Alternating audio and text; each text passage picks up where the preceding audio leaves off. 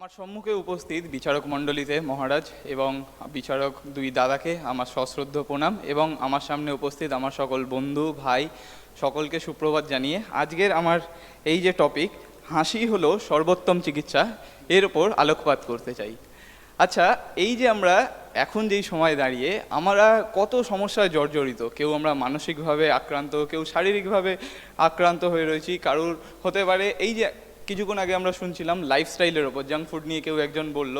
তো এই যে বর্তমান সমাজে শুধুমাত্র আমরা তরুণ তরুণী যারা রয়েছি তাদেরকে বাদ দিলেও যারা বাচ্চারা রয়েছে, যারা আমাদের অভিভাবক রয়েছেন এবং যারা আমাদের গার্জেন রয়েছে, ঠাকুমা দিদা দাদু, এনাদেরকে যদি দেখি তারা সকলেই শারীরিকভাবে কিছু না কিছুভাবে অসুস্থ। কেন? আমাদের বর্তমান যুগে আমরা যেসব আমাদের নিয়মচর্যা, আমাদের খাদ্যাভ্যাস যেগুলো, সেখানে সব কিছু আমরা অনিয়মিতভাবে সব কিছু জীবনযাপন করে যাচ্ছি। যদি আমরা কোনো ভালো খাবার খাওয়ার কথা বলি সেখানে ভেজাল মিশে রয়েছে, যদি আমরা শারীরিক কোনো এক্সারসাইজের কথা বলি সেখানে আমরা শারীরিক এক্সারসাইজের নামে কি করছি, ঘরে সারাদিন শুয়ে বসে আমাদের অবসর সময়টাকে কাটাচ্ছি, আমাদের শরীর চর্চা বলতে কিছুই নেই।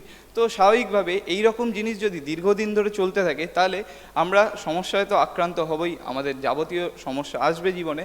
কিন্তু এখন কথা হলো, আমরা কি সেই সমস্যা নিয়ে সারাদিন বসে থাকবো যে আমার সাথে এইটা হচ্ছে আমি কি করব? সেটা না করে আমরা কি করি, আমরা চেষ্টা করি যে কি করে সেই সমস্যাটাকে আমরা ওভারকাম করব। সেই জিনিসটা করার জন্য, আচ্ছা আমার যদি এখন পা ভেঙে গিয়ে থাকে, আমি এখন বলতে পারি যে না, আমি যদি হাসি আমার পা ঠিক হয়ে যাবে, সেটা তো না। আমার যদি পা ভেঙে গিয়ে থাকে তাহলে আমাকে কি করতে হবে, যেরকম নিয়ম কানুন আছে, যেরকমভাবে ডাক্তার বলে দেবেন আমাকে সেই রকমভাবে কাজ করতে হবে। যদি আমার অপারেশন করানোর দরকার হয় করব, যদি আমার ওষুধ খাওয়ার দরকার হয় খাবো। কিন্তু সেটার থেকেও বড় কথা আমাদের মানসিক শক্তি। যদি আমার পা ভেঙে গেল, হয়তো চোট বা আঘাত যেটা আমাদের লেগেছে সেটা খুব ছোট, কিন্তু আমরা সেটাকে এমনভাবে ভাবছি যেন আমার কত কি হয়ে গেছে, আমি খুব সহজে এক জায়গা থেকে অন্য জায়গায় যেতে পারি, কিন্তু আমি এমন ভান করছি যেন আমাকে এখান থেকে অন্য জায়গায় নিয়ে যেতে গেলে স্ট্রেচারের দরকার হবে। ঠিক আছে, আমাকে দেখে আমার পারিপার্শ্বিক লোকরা তখন বলছে না না বাবা, ছেলেটা সত্যিই খুব ভীষণভাবে শরীর খারাপ হয়ে গেছে। সেরকম যেন না হয়। আমরা পরিস্থিতি যেরকমই হোক না কেন, কখনো প্রতিকূল পরিস্থিতি আসবে, কখনো অনুকূল পরিস্থিতি আসবে, কিন্তু সমস্যা যেরকমই আসুক না কেন আমাদের চেষ্টা করতে হবে আমাদের মুখে যেন হাসিটা সবসময় বজায় থাকে। কারণ এই হাসির পেছনে কি রয়েছে, হাসির পেছনে এমন একটা সাইকোলজি কাজ করে যে আমরা যত হাসবো আমরা তত জিনিসগুলোকে ফ্রিলি ভাবতে পারবো, যে আচ্ছা এই জিনিসটা নিয়ে আমি যতটা জিনিসটাকে জটিল করে ভাবছি সেটাকে কি করে সিম্পলিফাই করতে পারি।